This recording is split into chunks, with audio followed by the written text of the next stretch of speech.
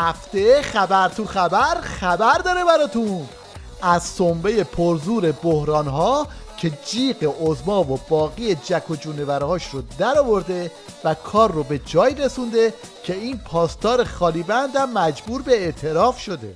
ما را تحت حد اکثر فشارهای سیاسی، اقتصادی، عملیات روانی و ارعاب نظامی قرار دادند. اینجاست که ریزش زنجیره‌ای در نظام ولایت بالا میگیره و بسیجی‌ها به چنین روزی میافتن.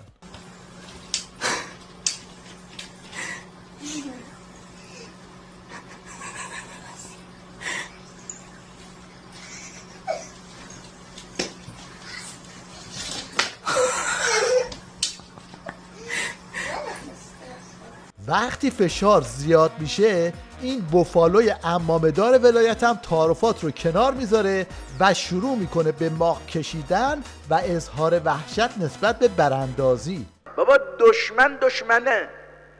اگر احساس کرد شما در مقابل یک حرکت و یک توطئه او مستاصل شدید، بیچاره شدید، این فشار رو بیشتر میکند، این حجمه رو زیادتر میکند. او که از دشمنیش دست ور نمیداره، او بنا داره اصلا ما رو براندازی کند.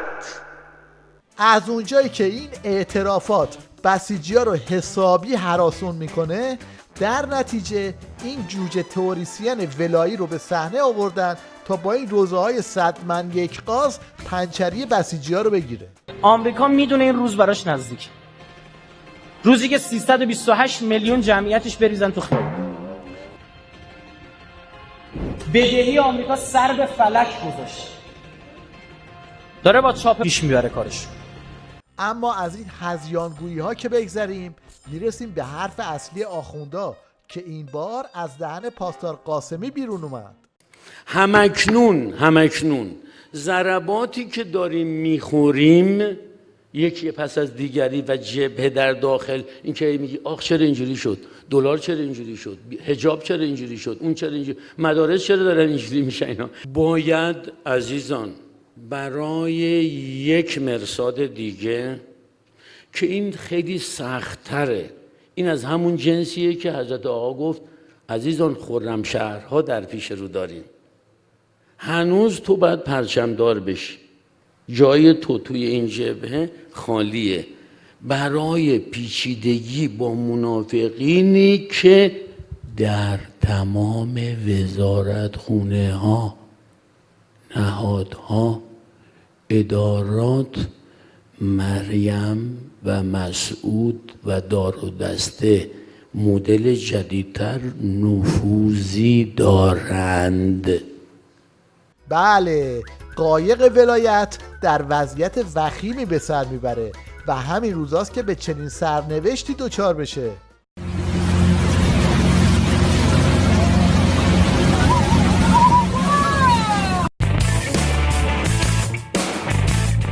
قاط زدن پاسدار قاسمی به نقطه‌ای رسیده که بسیجی‌ها هم با این شعر و ورها ازش پذیرایی میکنن. اهل نشاط است برادر سعید، اهل نشاط است برادر سعید، یک نمه قاط است برادر سعید، تیپ خفن میزند و شیک لیک بی کراوات است برادر سعید، کله خود را نتراشیده است، کله خود را نتراشیده است، تاس به ذات است برادر سعید، داد زند بر سر هر مفسدی لات است برادر سعید. این حجت الاسلام تربچم تلاش میکنه تا با این حرفا به مزدوران منطقه عظما دلداری بده و بهشون بگه درست پولمون داره ته میکشه، اما شما هوای نظامو داشته باشید. مردم عزیز و شجاع و مستقل عراق، رزمندگان و ملت شجاع سوریه، دلیر مردان لبنان، حزب الله مقاوم، دلیر مردان یمن، شما در راه ابراهیم خلیل الرحمن گام برمی‌دارید. حکایت امدادرسانی این جماعت به عظما حکایت امدادرسانی به این ماشینه.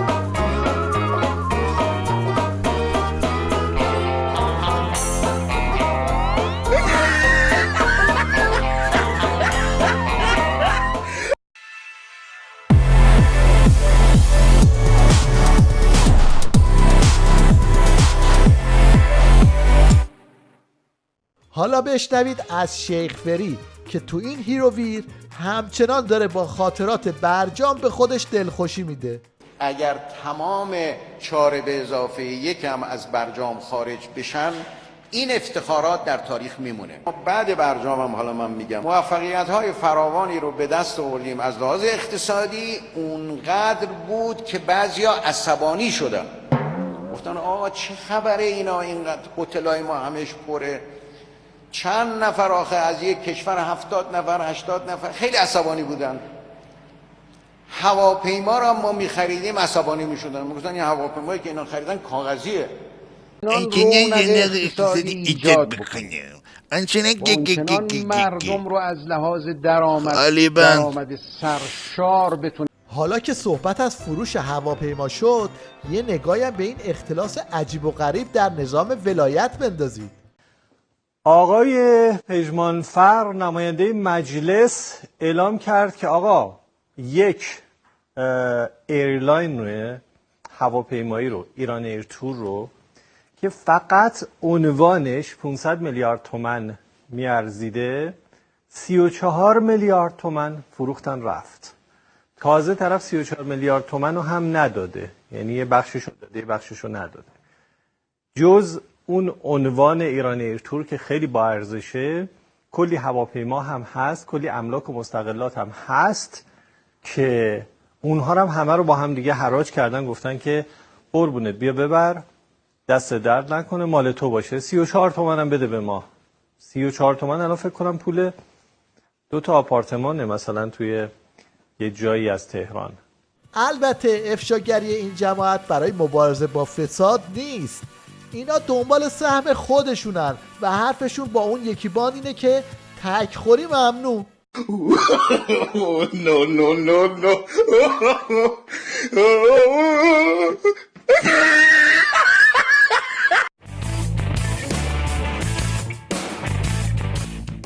مشنگستان این هفته رو با تلمبه های پاسدار عباسی شروع میکنیم که میخواد بادکنک آشولاش ولایت رو یه جورایی دوباره باد کنه. اینا تصور کردن مثلا این رهبر ایران همینجوری نشسته پیرمرد دوراندیشی نداره. نه خیر، جوری برنامه ریزی کرد امنیت ایران رو به امنیت همه دنیا گرفت.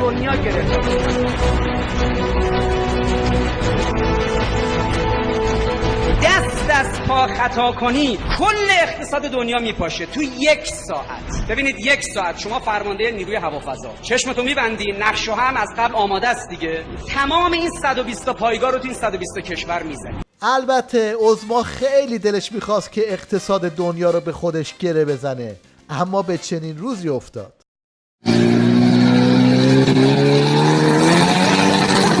تو این روزایی که زوار در رفتگی عظما شهره خاص و عام شده، تیوی ریش این فیلم رو از آرشیوش بیرون کشید تا سوابق دجالگری عظما رو به رخ بکشه.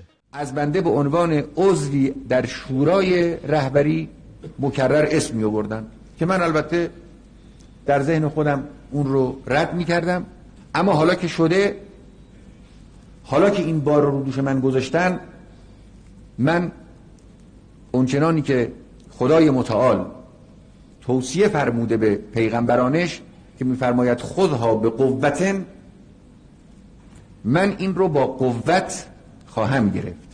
بله، این رو با قوت گرفت، اما خبر نداشت که چنین آینده‌ای در تقدیرشه. این خبرنگارم خیلی باحاله، فکر میکنه خیلی فرزه.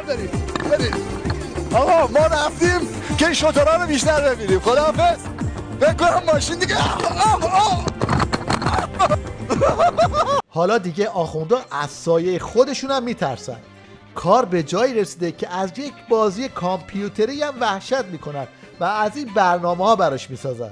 اینا هم نیروهای آمریکایی رو با تجهیزات کامل بلند میشن میارن داخل عراق. میگه این سلیمان با گروهک تروریستی وارد عراق شده، بین مرز ایران و عراق. نیروهای آمریکایی، سربازای آمریکایی وارد عراق میشن که جلوی اونا رو بگیرن. بعد میفهمن که بابا اینا از کجا اومدن؟ از ایران اومدن. وارد ایران میشن. حالا پشت پرده این جریان چیه؟ این سلیمانی که شخصیت منفی این بازیه، همون سردار سلیمانی خودمونه. اون گروه تروریستی، گروهک تروریستی منظورش سپاه پاسداران. میگه سپاه پاسداران میخوان بیان به عراق و سوریه، داخل عراق، بعد بیان حمله بکنن، کشور آمریکا رو بگیرن، بمب اتم بزنن. اینم بگم داخل این بازی کاملا دارن آینده رو نشونتون میدن. رژیمی که 40 سال تو کار سانسور و قیچی و دهن دوختنه، حالا به وضعیتی رسیده که خودشون از همین سانسور مینالن و ترسشون از ماهواره و اینترنت رو اینطوری برملا میکنن که مدیریت افکار عمومی افتاده دست همین کانالا، افتاده دست همین شبکه‌های ماهواره‌ای، به خصوص اونایی که خارجن و اونا تلاش میکنن که هدایت کنن. میتونیم بگیم تحت تاثیر قرار نگرفتن ملت ایران و اینا، ولی این همه واقعیت نیست. اگرم درست باشه مال هوشیاری خود مردمه. دلقک خمینی این هفته هم خودشو به مشنگستان رسون تا وضعیت نیروهای فشل ولایت رو اینطوری بازگو کنه. چرا پادگانای ما تیراندازی یاد میدن، شنا یاد نمیدن؟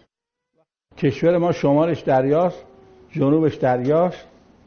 وقت افسر میفته یا حجت الاسلام میفته مثل آجر میره پایین. همه مشکلات مردم ایران حل شده، فقط مشکل ریال و تومن باقی مونده که اون رو هم شیخ وری اینجوری حل کرد. سالیان درازه که پول رسمی شده ریال تو ایران، سالهاست هیچ کم گوش نمیکنه، هیچ که از ریال استفاده نمیکنه. وقتی میگیم 10,000 میلیارد ریال، بعد میگیم 1000 میلیارد تومان، تا هم خودمون بفهمیم هم مردم بهتر اخذ بکنن.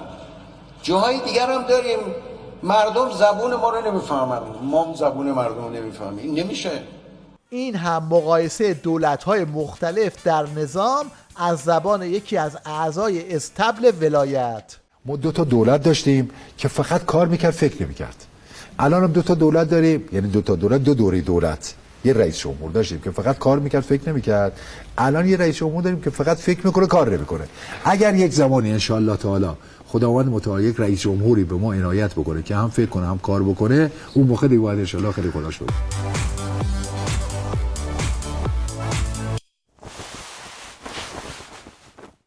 در پایان توجه شما رو به شیرینکاری یه جوون خوش‌ذوق جلب می‌کنیم که با استفاده از میمیک چهره ایموجی‌های مختلف رو بازسازی میکنه.